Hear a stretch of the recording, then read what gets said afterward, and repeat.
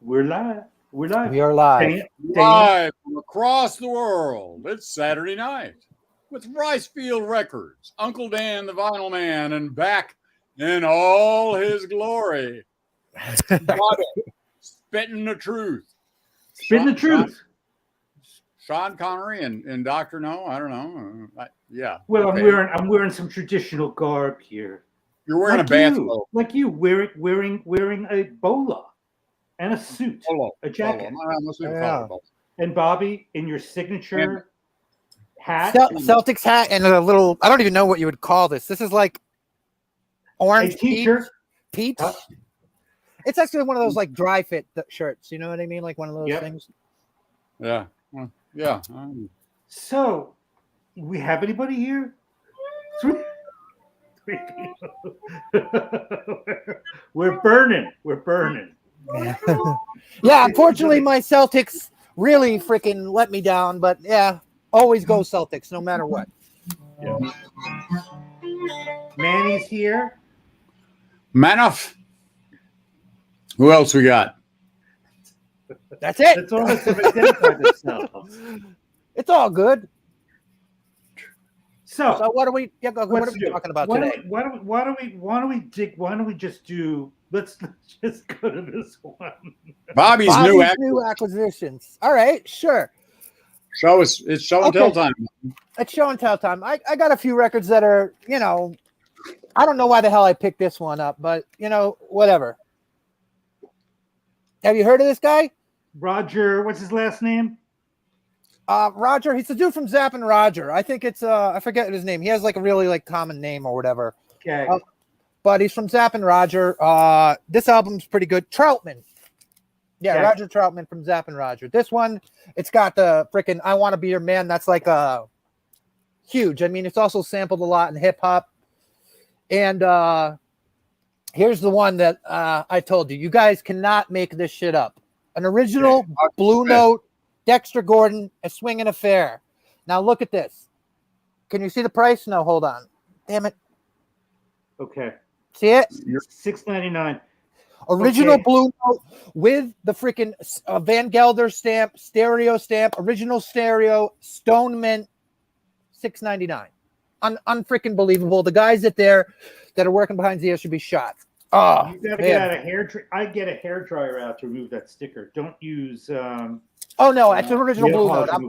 I'm not gonna. I'm gonna make sure that I do that. Good. I also got Xavier, Point of Pleasure. This is like an 80s funk band. Like it's a good record. I haven't listened to it in probably 15 years, so we'll see. Maybe it'll be revisiting. The History of Solomon Burke. Oh, nice. I love him. I don't know why. I dig him. You know what I mean? Blues? Is it blues or jazz? He's all over the freaking place, but he's mostly R&B. Blues soul, R&B, yeah. Yeah. I'll tell you a story about him when we get a minute. Yeah, okay. This is one of those compilation. Yeah, it's a Blue Note used to send out these samplers. This is like a 60s sampler. It's got like a Round Midnight on it, A Night in Tunisia, Get Happy, Bags Groove, Safari, Easy Living, Message from Kenya. It's electronically rechanneled stereo, so it probably sounds like crap, but whatever. It's cool. I was like $2.99. Pick it up. Why not? Yeah. Ooh, Marvin Gaye and his girls. Oh man, never seen that before. This is an original. They reissued this recently, but I saw an original, so why not grab it? It's got all the classics. Your Precious Love, It Takes Two. Kim, what is it? Kim Weston. Who is it? Who are they? Kim Weston, Tammy Terrell, and Mary Wells.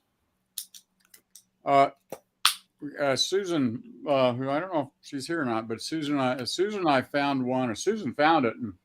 A Kim Weston solo album. Oh, and shit, I would like to get that. Man, I was excited about that, and I put it on. I was really, really disappointed in it. Really? Yeah, it was like she great back. I mean, beat hell. A duet singer, whatever. She needed somebody with her. Yeah, that's my take. She needed somebody with her. Something else. Her own. She went. Oh yeah, well there you go. This one is this is actually a reissue. It's a Blue Note. I don't know what it is, but they had it priced at $2.99. Now I know it's a reissue. I don't care, but I'm thinking that's probably why they screwed up on the pricing of that one. They probably had a bunch of reissues that got in, and they're just like, okay, junk, and they thought that one is. And then I found this one. Yep, great record. Yeah, I listened to it last night. It's just, it's phenomenal. Yeah, it is. But that's my acquisitions for the day, and that's what I've been listening to. I've been listening to a lot of the Al Kooper thing. You got to see the movie The Landlord. It's from the day it came out around the time of Putney Swope, and it's from the '60s, and it's about a guy who it's about a rich New York snobby Connecticut kid. Well, he's not snobby, but his parents are, his family is, and he buys a tenement in Harlem, and he's the landlord. Yeah. And it's I think it's who was in The Big Lebowski? Who was the actor? Jeff Bridges. It's his brother. It's his older brother. Bo? Who's the star. Yeah, it's Bo Bridges. Is the star of the movie, and it's got an all-star cast. And Al Kooper did the soundtrack. And Mavis Staples, the Staples singers, sing "Brand New Day," which is a great song. Yeah. Yeah. Oh my God! These guys asking me how's the toxic air up there for me this week. Well, I don't know if you go on. I don't know if you guys heard. I mean, it's been all over the news. New York is toxic. Yeah, but I don't know if you guys have heard the news about what's been going on in Vegas. Did you guys hear? No. All right, this will be kind of funny. Apparently, some guys called the cops, said that something crashed in the back of their yard, and that these two 10-foot, 9-foot guys came out of it with huge eyes, and like, I'm dead serious. Okay. And the cops showed up. I know you are. I know you are. Yeah. Yeah, and the cops showed up, and there's this video of this like glowing thing like leaving right when it freaking when the cops show up. So I mean, everyone's saying aliens and shit. I don't know, man. It could be a bunch of drunk guys dressed up in suits or something. I don't know, but that's like everybody's talking about in Vegas. So isn't there some report coming out that the Kennedy kid is involved with and suppressing with the truth about aliens? And yeah, there's been some stuff about him. Yeah. But yeah. Dan, have you ever deposed any aliens? I don't know, but that's all everybody is talking about in Vegas. It's just freaking ridiculous. So, what was the story you were going to tell me about that record, Dan? Just it was fun. I had a little BMW convertible, a 325 Ci, and I was driving along, and I had the top down and top down, windows down, and was cranking Solomon Burke loud. I mean, I had it cranked, And so you're hip to him, huh? You like him? Yeah, and I was stopped at a stoplight, and this car pulled up beside me, and the window rolled down, and this young African American woman looked over at me, and I thought she was going to say something. I didn't know what they were going to say, and she said, "I love that music. Who is that?" And I was like,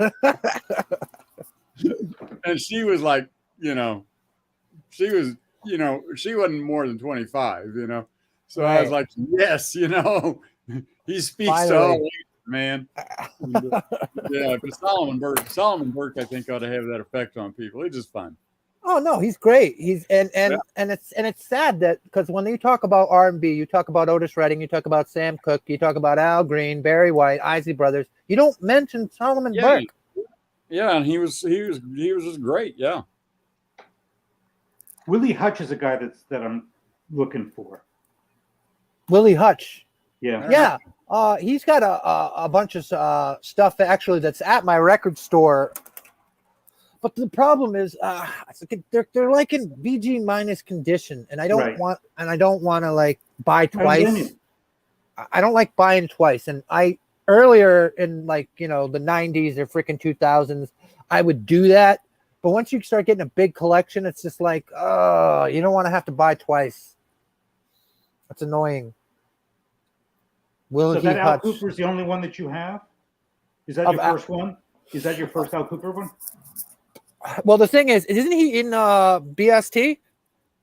He started BST, but he was kicked out. He started the band, and he was kicked out just after the record was recorded. And they brought in David Clayton Thomas, and they went to Woodstock, and they were not there. They were not in the film. Also, Blood, Sweat, and Tears went to an Eastern European country, and they went to a communist country. And there's a new documentary coming out about it. Because I like some of their earlier stuff better than their later stuff. I can't stand David Clayton Thomas. Well, that's my problem. I mean, he has that one album that they put on, but he's tough. Yeah. Well, you should definitely get the first Blood, Sweat, and Tears. I mean, that's a must-have record. Yeah. Yeah. It's just, it's phenomenal. It's great. It's fantastically recorded. So of his stuff, just since we're on the subject, let me just show you what I recommend. Okay. This is I Stand Alone. And so, I mean, what a great cover, right? Yeah.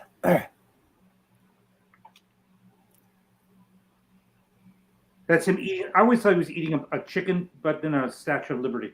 And it absolutely tastes like chicken. So what he does is he always does a couple of covers. So on this one, he does a cover of One by Harry Nilsson, Colored Rain by Stevie Winwood, and he does Blue Moon of Kentucky and Toehold. So yeah, you're right. Once again, does a combination. He's all over the place. Yeah. A little country, little soul. He does Western big country, a little bit rock and roll. He's like the. So you do know the story about him and Highway 61 Revisited, right? No. So he was invited to join the session of Highway 61 Revisited, and he walked into the recording room, and there was what's his name? Mike Bloomfield, right? And I know Dan probably knows the story. And Kooper was totally defeated by Cooper's ability. I mean, there was no way he could play next to Bloomfield. And so he saw a Hammond organ while the session was going on, and he asked the producer, who's an African American man who produced Highway 61 Revisited. I can't remember his name, but he asked him if he could noodle on the organ, and they said, sure, why not? And he went over there and he started playing what he thought the song needed, and it was that Hammond organ sound. And Dylyn goes, wait a second, turn that up. And they're like, no, that's just Al Kooper fucking around. You don't need that. And he's like, no, turn it up. And they turn it up, and he goes, I want that in the song. And that's how they met, and that's how Al Kooper joined him and started to join him on recordings on his other records. Okay, now for that Al Kooper, like I know all these are different and stuff. Do you go U.S. or Japanese pressings on them? I go Japanese because they're here. It's really the dumbest answer. There's just a lot of them here. Well, they're good, and the reason go on. No, I mean they're good. They're good pressings. A lot of them they're solid, and a lot of them sound good and stuff. There's a few things that you'd rather go original U.S., but that's only like with Blue Note. You know what I mean? Yep. Well, here's the thing. Like the reason why there are U.S. pressings here is because people went to the record stores and got them special ordered. Yeah. So they're just not as plentiful here as the Japanese pressings. So they're more available and they're cheaper. Yeah. So I'll grab whatever I can get. I guess basically. That's what I would do. Yeah. Whatever you see, I would grab because he doesn't have any dogs. And so I Stand Alone's a good one. I Stand Alone is a good one. Naked Songs I love. if you can find it. I don't know if this is really. He kind of lost popularity in the U.S. In the mid '70s, and his popularity grew in Japan. But he does a cover of Sam Stone on this. It's just amazing. He's got Joe Lee, and he's got "Touch the Hem of His Garment" by Sam Cooke, which is a really great cover of it. I shared it with Dan. He hated it. He hated Al Kooper's cover of "Touch the Hem of His Garment." I was like, well, the thing I was this devastated. Album, the thing that I like about that album was well, I'll say I hated it only because I have very good taste. well, the thing that I like about this, okay, most of the albums, the songs on that album they're all over the place. So if you don't like one thing, there's something for somebody else in there. I mean, it's a good record, but honestly, on this record, Easy Does It. I like most of the tracks on it. There are some I don't. I typically the records I keep are the ones where I loved most. It's got to be I got to love at least 80% or 70% of the record. Right. Nothing worse than a record that's got only one good track on it. No, I mean, I will keep this record, and I've been honest with you about other stuff that you've recommended that I haven't, dig. But I dig this. Yeah. So Second Wind, did you listen to it, or you didn't like? Because you didn't say a word. Hey, Manny, I would respond, but these you didn't guys like it. No. No. Really? Oh, no. Well, no, but you know what? I gotta give it more time, because there are records that I listen to and I hate at first, but then they become like my favorite records. It takes you like a while. What? Like people. Yeah. Well. the way I got to know Michael. No, but you know what I'm saying? Like how you put a record on the first time, you hear it, and the ones that you immediately love the first time that you hear, those really don't become your favorite records that you listen to over and over again. It's the ones that take a while to grow on you. You know what I mean? Yeah. But there are ones that I've like hated at first, and I said that they sucked, and it's just not a good record. And the more I listen to it, it's just like, this is a good fucking record. I was wrong. That happens. What do you have by him? You got Wizard of True Star, and you got Second Wind. Those two? No, I got anything. Oh, you got Utopia. Ugh. Yeah, I got Utopia, and I got Fear, or no? What the hell is it? It's Hermit of Big Hollow. You got yeah. Which you got to get nearly human. No, hold on. There's another one I have of his too. Nearly human, and I can't approach him. I gotta forget what I freaking just listened to it not too long ago. It's in his catalog. It's also not really one of my favorites, but it's not bad either. Ballad of Todd Rundgren? No, hold on. I have it self-titled Todd. Healing. That's mixed. Oh yeah, my brother really likes Healing. Yeah, I don't like Healing. I don't either. It's too heavy. It's too heavy. Yeah. Yep. That's all I have by him. I don't have Space Force, but that's his newer stuff. Do you have Space Force? I don't even know what it is. Space Force. Is it brand new? Did he drop it? 2002, I think. Never heard of it. Yeah, Space Force, Todd Rundgren. 2022. Why were you hoping I didn't see it? Russell Crowe. Was it a war movie? Manny? Anyhow. What else? Anyhow. All right, Dan. We've been talking too much. Let's hear. Yeah, I noticed that. Let's hear from you.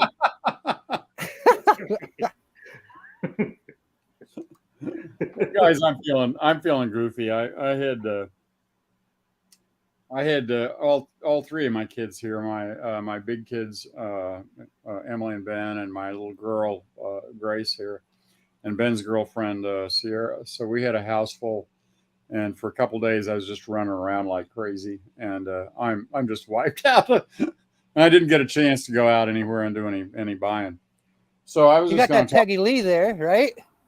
Yeah, I got this the week before, but these are just the things I've been listening to. So listen to Peggy Lee. Played this for the play this for the big kids. This is just a great album. This is a 1984 reissue from a 1952, and it's a French pressing.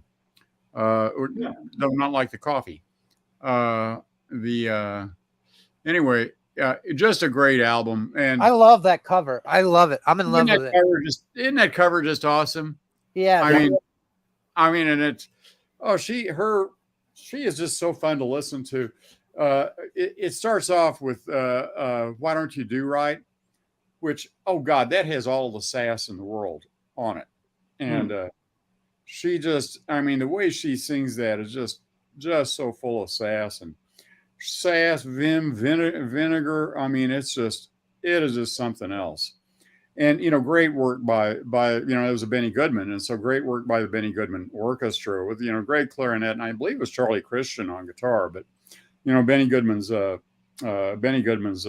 on there, of course, is brilliant, and the whole album is just fun to listen to. I made the big kids listen to this.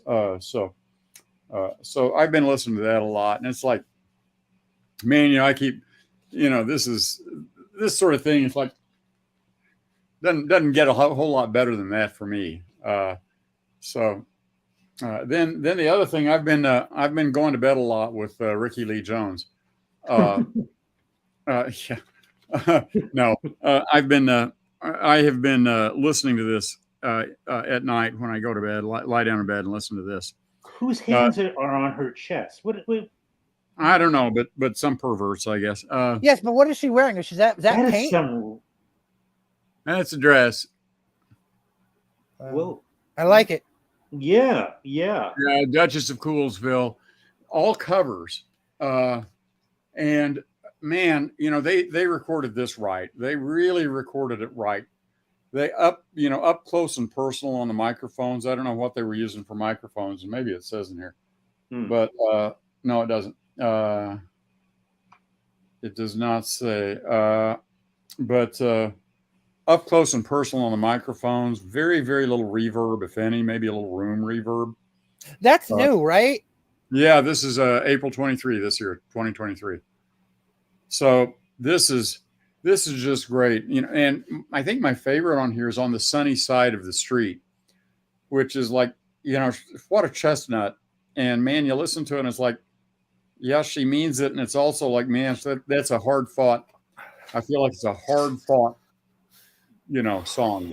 That, that didn't come, that didn't come easy. That attitude doesn't come easy. She's doing that. She believes it, but man, it ain't easy. For me, just, one of the great voices of the last 50, 60 years. Just one of the great voices, one of the great interpreters. And she's, like Peggy Lee, I listen to Peggy Lee, and she's smart. You can hear that. She is, that brain is, absolutely steel sharp. And Rickie Lee Jones, same way. I mean, this gal you listen to, and it's like, man, she's smart.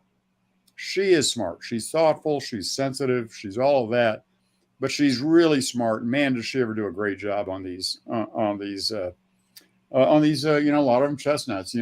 There will never be another you. They can't take chestnut? A chestnut. Yeah. That's a song that's been around forever and been recorded by everybody. Got you. So these are, I think just a great album, and by just a brilliant vocalist, another brilliant vocalist like Peggy Lee. And then,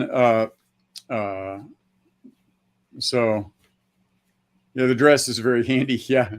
She gives me fever. Oh yeah. Scott Dog. Yeah. On Peggy Lee, the fever is on this one too. So no, it doesn't have fever. I'm sorry, I've got another one, Fever, on it that I've been listening to. Fever is not on this one, but Fever is a great one. That Rickie Lee thing, the 2023 album, what do those go for new? What'd you pay for it? It was not terribly expensive. I think it was under 30. Oh, good. So it's a reasonably priced one. It's not like one of the audiophile ones that are $50 or you know. No, and the vinyl sounds great. It sounds beautiful. It's not, and the recording quality, the mastering, I mean, brilliantly done. It sounds like they were either, big RCA ribbon mics or, some great Neumann or something like that, tube mics, Telefunken or Neumann tube mics, and got her right up close and personal to her. And she's using the space to the microphone. You can hear that she's doing that, using the space to the microphone effectively. And just fun to listen to for that, but also fun to listen to for her interpretations of these songs. Yeah. I mean, just really one. And it is, nice, I go to bed and lie down and drop the needle on that and just lie back and listen to that. And it's like, man, this is just great. So. Yeah, that Peggy Lee album that you were talking about, it's not readily available. I'm looking for it, and I can't really find anything on Discogs. I mean, there's a few, but they're like Australia. The U.S. pressings are kind of pricey on them. And I gave 50 cents or $1 for it. You're shitting me. No. And that's a good price. And I pulled it out, and it looked to me like if it had been played, it had been played minimally. Yeah, because that I guess originally was issued in 1948 on 78s. Yeah. Scott Dawg, Junior Brown, king of the Get Steel, one of the best guitarists alive. Do I like Junior Brown? I freaking worship Junior Brown. Are you kidding me? The man is a freaking genius. He's also a great vocalist, and he writes great songs, generally hilarious songs. You're wanted by the police, and my wife thinks you're dead. Oh my God. Yeah. I think everybody who's, pretty much everybody who's, well, I guess you got to be of some age. Junior's getting up there in years, but I mean, if you read like vintage guitar or he shows up in Guitar Player too. Man, he's just love.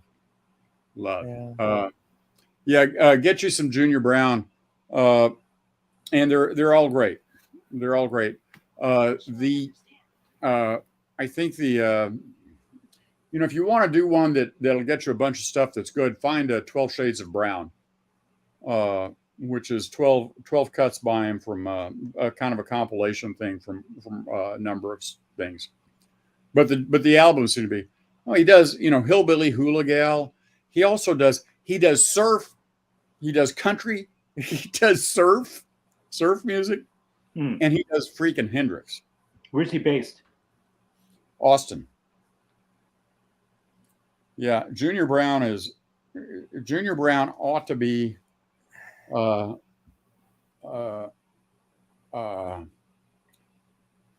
Junior Brown ought to be freaking stinking rich.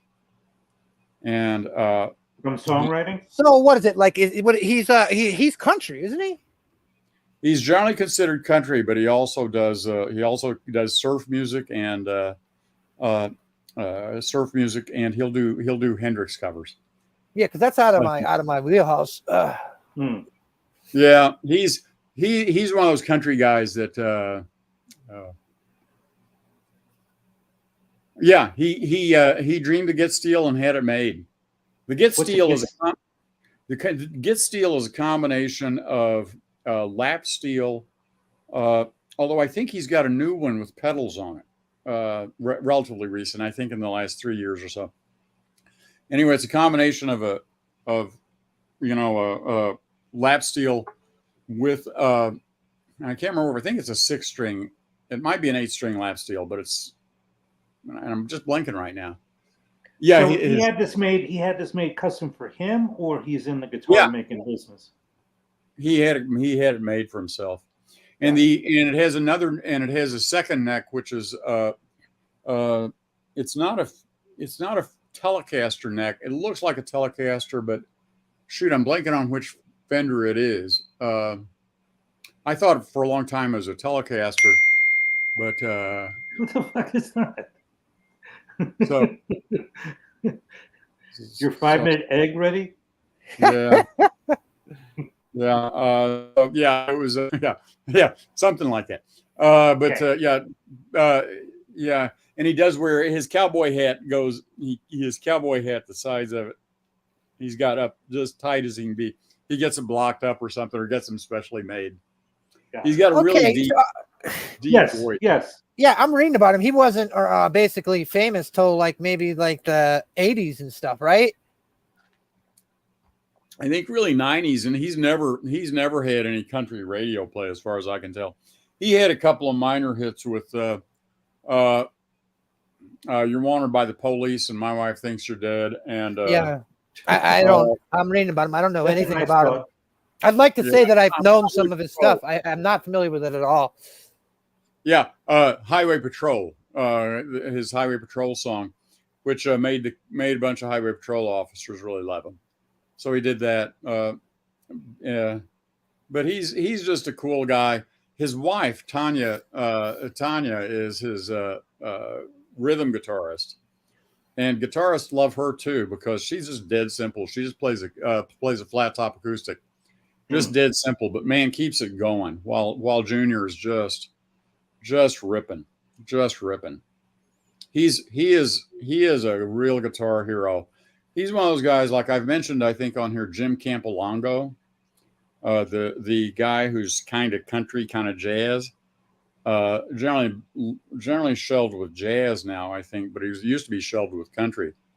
And Campolongo's a Telecaster player, and he's just among a lot of Telecaster players, he's just considered a god. Yeah. So, yeah. So, anyway, Do you know Mariusz is he's rebuilding a Gerard turntable? Do you see his videos now? oh, he's rebuilding a Gerard. Yeah. Which Yep. one? He's probably doing the 401 or something. That's one of the expensive ones. 301. He got one with a preamp. What? So he's building one of those big box. I mean, the like furniture pieces ones. No, but it's a. He showed it online. It's got a strip next to the turntable with some electronics in it. That's got a preamp. But it's not in a console. It's a box. So it's a plinth with a turntable and a preamp. Hey, Mariusz, tell us about your Gerard. I've got a number of Gerards. I've got like 4 Type A's. I've got a Lab 80, Synchro Lab 75. I've got a Zero, one of the Zeros, Gerard Zeros. I'm trying to remember. Zero turns, yeah, the Zero. Oh, that's yeah, right. I love those. So it's a Lafayette, but I think it did have a Gerard. Lafayette. The Lafayette. I actually kind of like to get one of those Lafayettes. They're kind of fun. They do have that, yeah. So he did a video taking it apart, cleaning it, getting frustrated with it, and then he's got the preamp out at a shop, and now he's spray painting it and bringing it back. It's really cool. The guys. I need to look that up because that's I actually think those are cool. I think those are cool. Yeah. I'm salivating. I don't know why, but all of a sudden I'm salivating. Why is that? Is it Yeah. Well, I've got my I'm sorry, that damn bell made me order a freaking pizza 10 minutes ago. I'm sorry, I'm getting some texts and they come in over my computer. Yeah. I've got my old console stereo over here, and that's junk. But man, it's fine still. Well, the problem is, it's good and stuff. It's just the speakers don't leave much to be desired, and a lot of times, you know what I mean? Yeah. Yeah, but it can be fun. Well, anyway, this is the last thing I've been listening to. Bob Dylan's Shadow Kingdom. Is that newer? Yeah. Yeah, that's out. That was out as of last Friday. Released last Friday, and oh man, I love Dylyn. And this was supposed to be kind of a concert. It was from a film that came out last year, about a year ago, released on streaming, although you can find it now on YouTube. But it's there's really nothing new on here. So, can I paint my masterpiece? Most likely you'll go your way, I'll go mine. Queen Jane, approximately. I'll be your baby tonight. Just like Tom Thumb's Blues, Tombstone Blues, To Be Alone with You. What Was It You Wanted? Forever Young, Pledging My Time, The Wicked Messenger, Watching the River Flow, It's All Over Now, Baby Blue, and Sierra's theme, which is kind of new, but it's really the chord changes to All Along the Watchtower. And so it's a different arrangement without lyrics to All Along the Watchtower. This is, I showed the interior last week, but that's the interior of it with the band. So. And this is just great. And Dylyn, man, I'll tell you, changes stuff up just enough that I'm like, I got to listen to it a lot again. And Susan won't,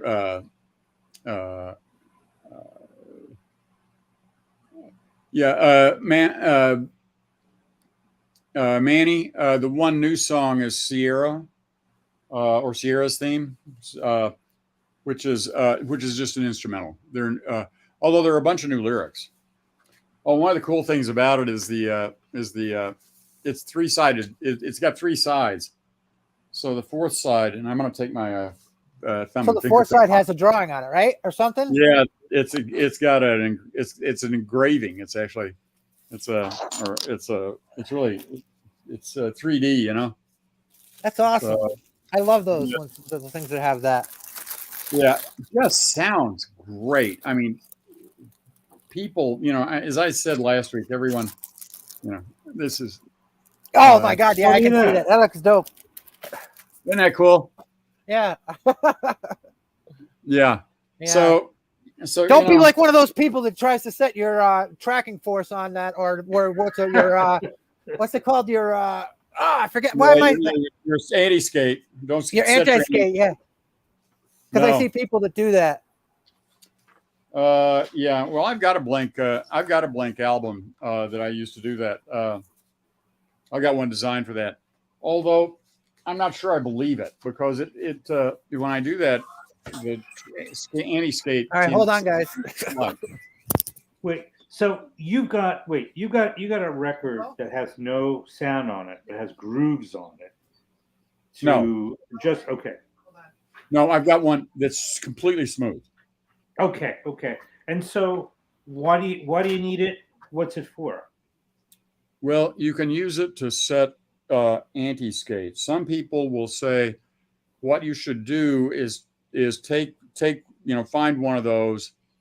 And I think I got a Hudson Hi-Fi one. Anti-skating is when the stylus has a proclivity to go towards the spindle, right?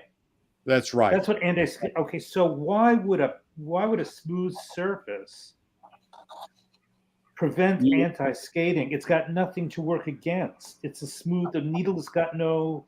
No. Let me explain. The idea is you use that to set the anti-skate, that if because the cartridge and arm have a tendency to move toward the center. Right. You put it on how much do you need? You put it on a completely smooth record. Spinning surface. Okay. And then you adjust the anti-skate until it's set. Okay, so you adjust it so that it's just not moving at all. That it's moving along a smooth surface, period, with no tendency to move left to right. Yeah, that's right. Anti-skating. Okay, all right. I understood it. I just didn't understand how to adjust it. Yeah, that's Manny. That's right. I'm not sure I entirely believe that, because when I do that on ones with the spring, the spring force anti-skate, like way light. Right. And I need a I'd like to get one that I'd like to get a. I just have never sprung for. Isn't that nice? It's Yeah, nice but that a couple agree on the boyfriend's favorite artist. Yeah, have you guys? That's really special. Yeah. Yeah. Have you guys seen like a lot of people? Like, if you've noticed, you guys record shop all the time. A lot Manny, of time, I agree. By the way, yeah, a lot of time you can tell by looking at records on who set their anti-skate wrong or who added too much on it, because you can see certain marks on the record. Yeah, that if people have applied too much, so it ruins your records if you put too much. You have anti-skate on it. yeah, yeah. So although who AR Acoustic Research and the ARXA. I love that table. That table is fantastic. So Yeah. you could see that just holding it up to the light, Bobby. So it looks, you could see where on the left side of the groove, and the right side has got no. Yeah, because the needle freaking ruins it. Because when you have too much, you can kind of tell by the shade, if you tilt the shade. yeah. Okay, all right. tilt the record back and forth. Yeah. So yeah, but anyway, who was the guy who came, or the acoustic research guy? He said the ARXA, and I've got one. And he said it didn't have any skate on it, and he said no big deal. He said if it's a problem, increase the VTF a little bit, increase the vertical tracking force a little bit. Right. There are a lot of Makes people sense. that do not believe in it. That say Anti-skate. it's pointless. Yeah, that say it's pointless, that you don't need it. And I've heard a lot of people even say it sounds better without it. Yeah. So I've done both. I've not used it and I've used it. Okay. Well, I have my FFYX air bearing linear tracking turntable with a an arm that it's the linear tracking tone arm, and it's on an air cushion, right? Yep. And it takes nothing to get it moving. And I've got on the fly anti-skate on it, and I've played around with it, and I actually think it's better if it actually wants to track a little bit away from the if it wants to track a little bit away from the spindle. But how do you know That's this occurring? Well, I've and I hear it really on one of my Rickie Lee Jones albums, Flying Cowboys. Mm-hmm. Which cut? There's a cut on the. It's one of the inner cuts, and there I can hear a little bit of distortion there that I dial out with that. Mm-hmm. And man, does that ever tell me that one also tells me the rake angle, the stylus rake angle. Oh, so you use that record to make an adjustment on your turntable? Yeah, it really Okay, interesting. Okay. Yeah, that one. There's something about that cut.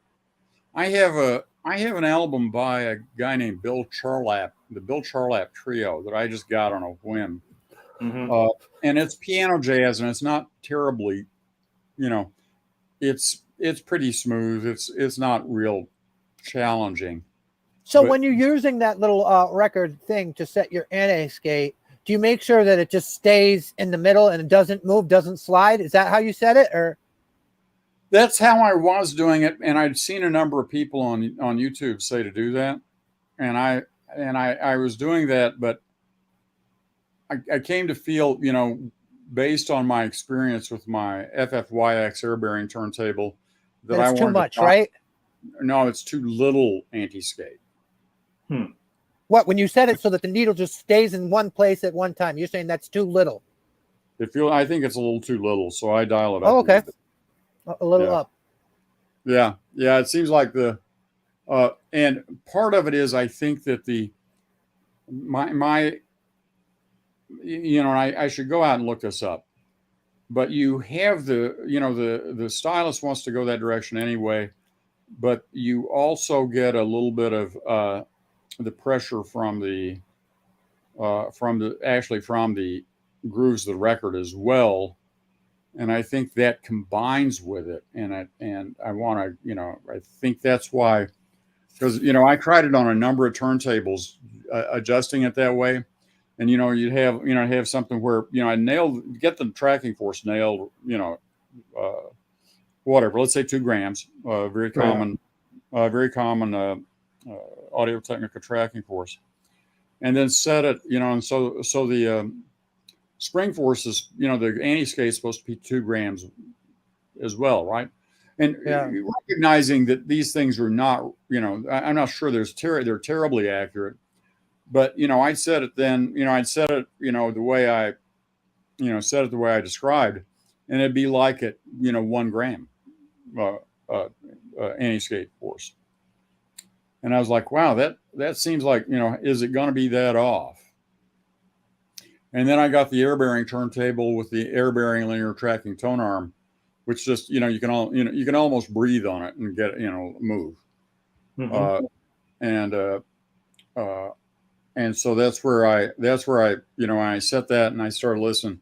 And that's a Flying Cowboys album. Something with her voice in there, you can really pick it up. And I was doing that with an almost new stylus, so it wasn't the style. There was nothing wrong with the stylus. So yeah, there's a lot. Like, you ever see the B&O turntables?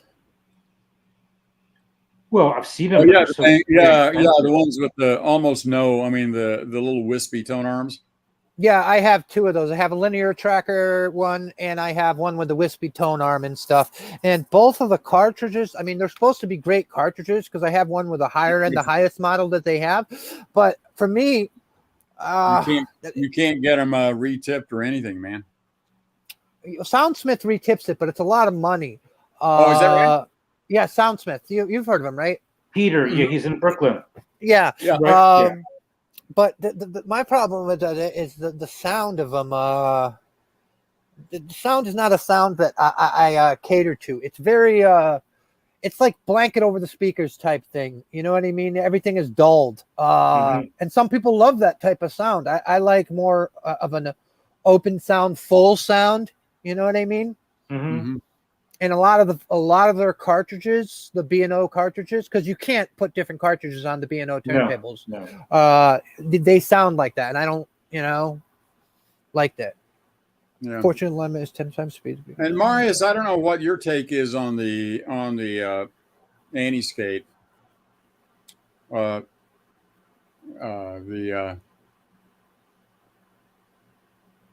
I wanted to set like when the anti-skate to me is 2 things are important to me: sound and record wear. Mm-hmm. If you screw up your anti-skate, you can have more record wear, and I don't want my records to have little freaking dings in them and stuff like that. Yeah. So I just am. I'm just not sure about that. I'm not sure about the using that.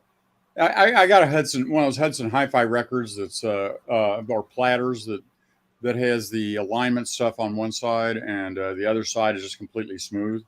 Yep. And so you can use that, but I'm not sure where I am on that now. And so we're doing it kind of to ear with that with Rickie Lee Jones's voice. Bobby, is the Bang & Olufsen, are they adjustable or are they automatic?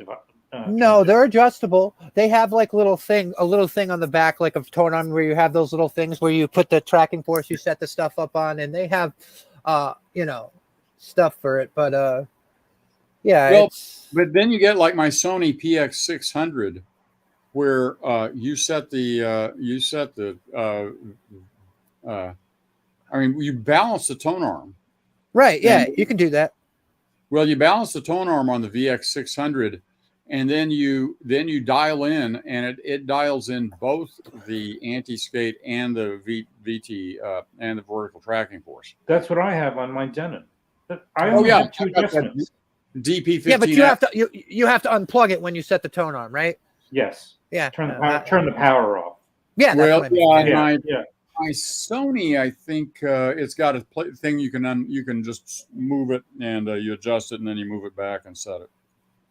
It's got a switch.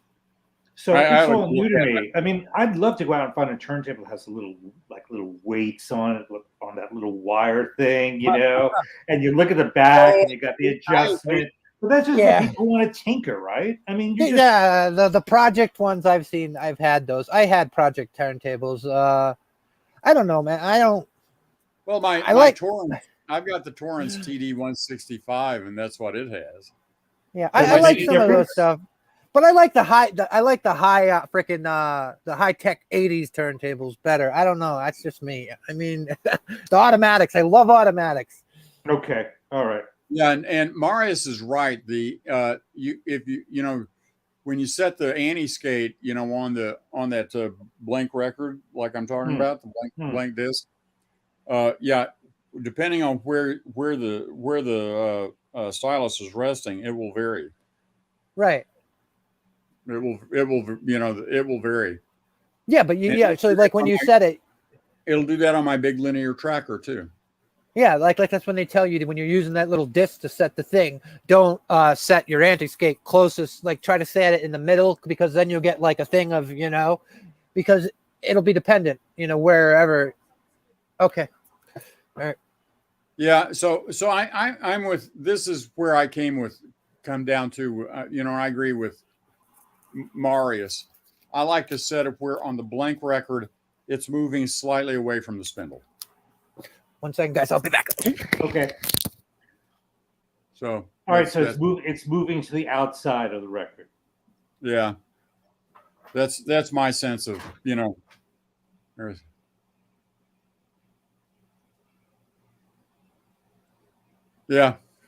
I think that's right. He means kill it in by comparison. Yeah. Comparison. Yeah. No, if I your played question. with, Your question is it styli, the plural of stylus? Yes. Well, I'm not sure. Yeah, walrus I don't think is actually a Latin word. I'm not sure where walrus. I don't know where walrus comes from, but I don't believe that walrus is Latin. Yeah. So I don't believe that it's Latin. I didn't get it. You're right. Sorry about the name. Yeah. Yeah. So Mariusz and I are on the same page there. But yeah, if you can do if you've got a turntable where you can do on the fly adjustments of that. Yeah.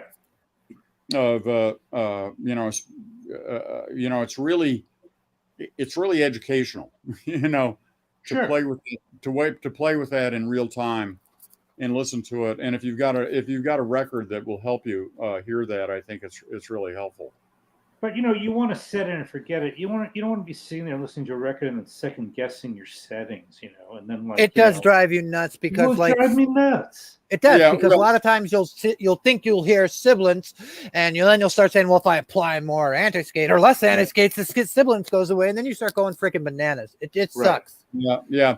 Well, my although I changed from an Audio-Technica AT VM530EN to the VM540ML, and I had to play with on my FFYX linear tracker, and I had to play with the VTF and the anti-skate to get it sounding right to me again.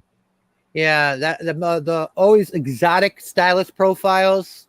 I always have to tinker the hell out of them to get them to dial them in right. But once you get them dialed in, they're right. But that's why I usually just prefer regular nude styluses. I mean, I love, you set those and they're great. Yeah, they're easier to do. Mm-hmm. So, but I did go ahead and get the 540 ML because on that linear tracker, it's. Mm-hmm. Are you enjoying it? Yeah, I am.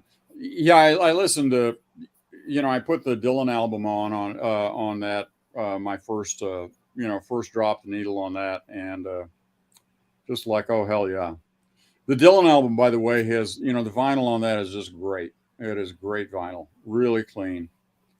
was I think I was saying last week that Columbia loves Dylyn. Yeah. Yeah. But So on this older album, scratch records, is Microline better because it rides lower and avoids? It depends on what sound. I mean, each have a different sound characteristic. It depends on what you like. Like some say there's more information, there's more stuff. It depends on the sound you like. Okay. Because I've had exotics, Fitz fucking Geiger stylus. I've had those and I've hated the way it sounds. You know what I mean? And Shibata is exotic, right? Yeah, Shibata is exotic. Fitz Geiger used to be popular, and then like Shibata has kind of replaced it, I think. But no, they still make Fitz Geiger, right? I haven't seen one in a while. I mean, they're on the OM40. You're familiar with that, right? Yeah. Are they still making that though? I haven't seen. Yeah. I haven't. Are they? Okay. Yeah, the Ortofon OM40. Yeah. Yeah. They still make Fitz Geiger styluses, but they're big bucks. That's like, Yeah. Shibatas, I don't like. I like microlinears better than Shibatas. Do you have any Shibatas you like, Dan? I don't have any Shibatas. I've been thinking of getting one. I have an Audio Technica, one of those what's it called? They have the white Shibatas on it. Yeah. The VM, a lot of people like that VM95 Shibata, the VM95 SH. And a lot of I've read a lot of stuff on Audio Karma where a number of people have said that is a great bang for your buck if you want to go exotic. I'm going to check out that new thing. I don't know if I don't know.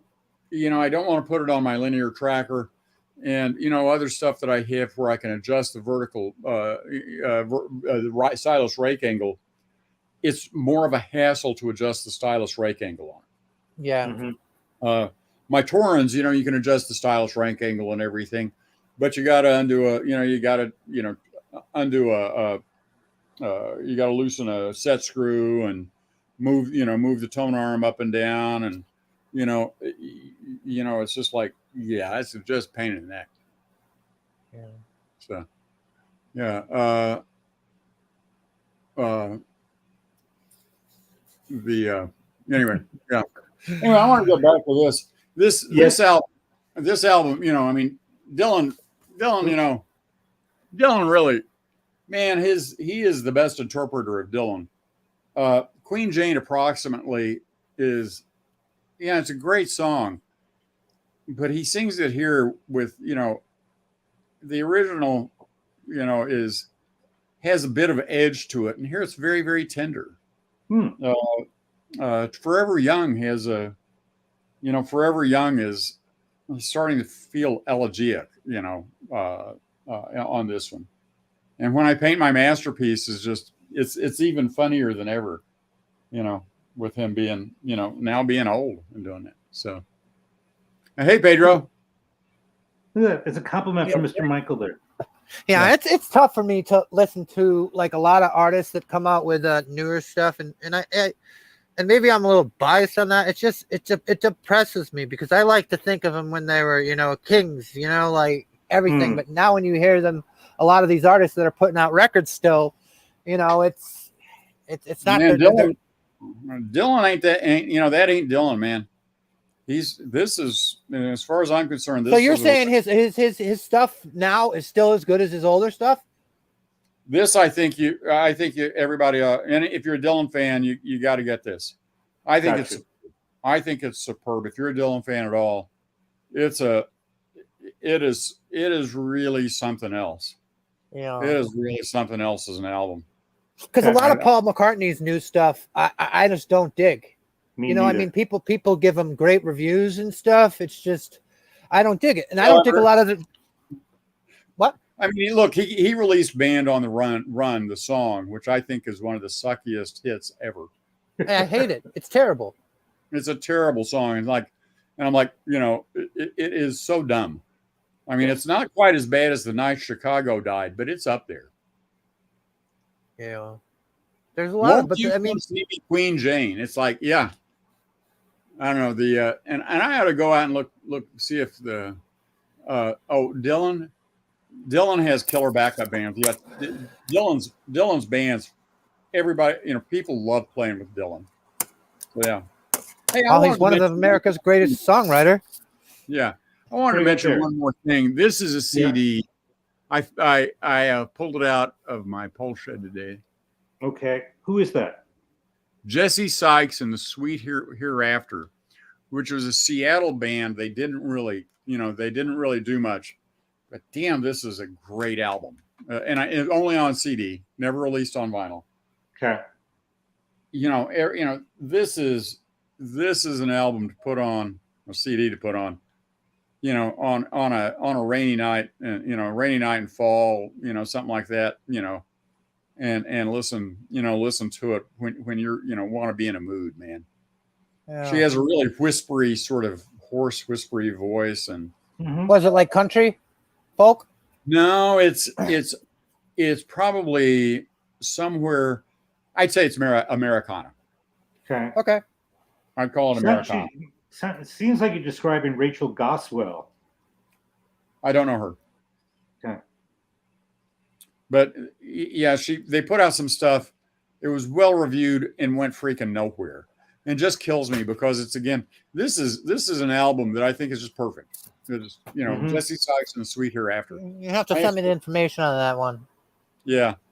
And out of Seattle, I found her email a number of years. I mean, it's like 15 years ago, and emailed her. That's great. And got an email back, thanks. So that's a great freaking album. So I found that in my I was out digging around in my pole shed today and saw that, and I can't even remember what I was looking for out there, but I found that in my pole shed today, and I was like, yeah, that's just a great freaking album, and never released on vinyl. So that's all right, guys. All right, I'm out of here. I'm gonna finish watching the Stanley Cup. Take care. Watching there. Yeah, we're gonna do the same thing next time.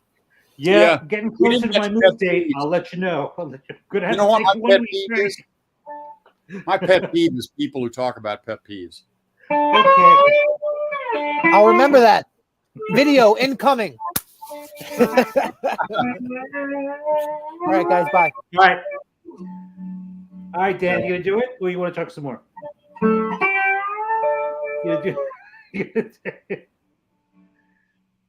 I agree. Yeah, no, I think unless anybody has questions. Anybody have questions? Anybody got questions? You got?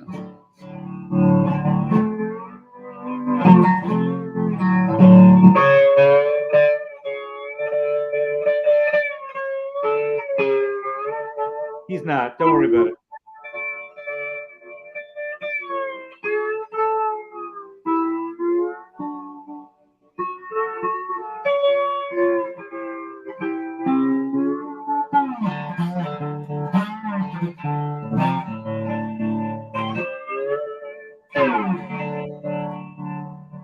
Mes enfants, nous disons en vous, vous êtes très jolis, vous êtes très intelligents, vous êtes très beaux et très belles.